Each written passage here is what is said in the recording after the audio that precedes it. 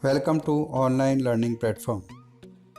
This is session 3 of chapter Reflection and Refraction of class 10. Good morning students. In our previous session we have learned about rectilinear propagation of light, which means light seems to travel in a straight line, and you all must have remembered this activity.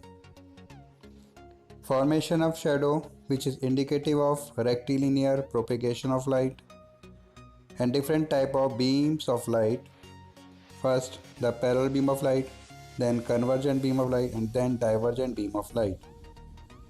In this session we will learn about diffraction of light and dual nature of light. In the picture which is in our left hand side, we see that when the source of light is point size, the image of the object formed on a screen is sharp. But when we take the frosted bulb, which is the extended source of light, the shadow of the object formed on the screen is not sharp. Why it is so? Again, in this picture we see that as the size of the source of light decreases, the sharpness of the shadow increases. Why it is so? It is because of diffraction. Now question is, what is called diffraction of light? Answer is, if an opaque object on the path of light becomes very small, light has a tendency to bend around it and not to walk in a straight line. This effect is known as the diffraction of light.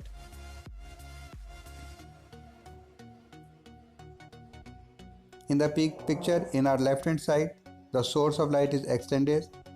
Hence, the shadow of the object formed on the screen has two regions, a dark region called umbra and semi-dark region called penumbra.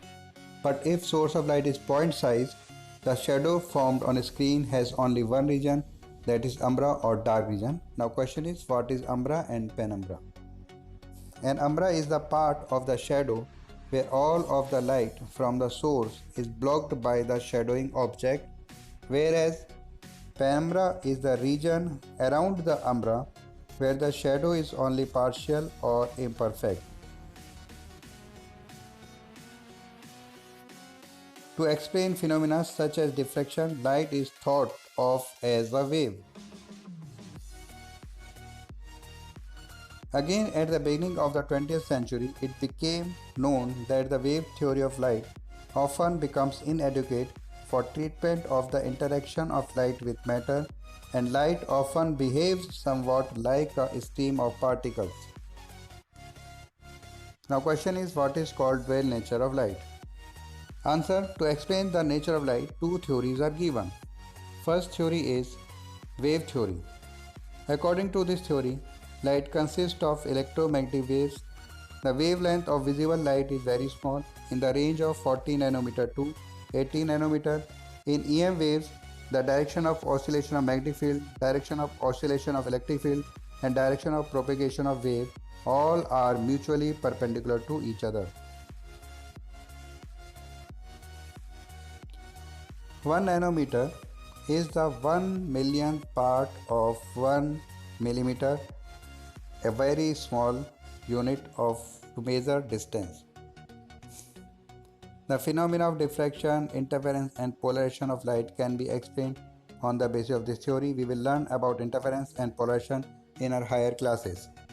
In class 9th, we have learned that those waves that do not require material medium for their propagation are called electromagnetic waves. Electromagnetic waves are waves that are created as a result of vibration between an electric field and magnetic field. In other words, electromagnetic waves are composed of oscillating magnetic and electric field, and the direction of oscillation of magnetic field, direction of oscillation of electric field, and direction of propagation of wave all are mutually perpendicular to each other. Other theory is particle theory. According to this theory, light is composed of particles which travel in a straight line path with very high speed. The elementary particle that defines the light is called the photon. The phenomena of rectilinear propagation of light, reflection and refraction of light can be explained on the basis of this theory.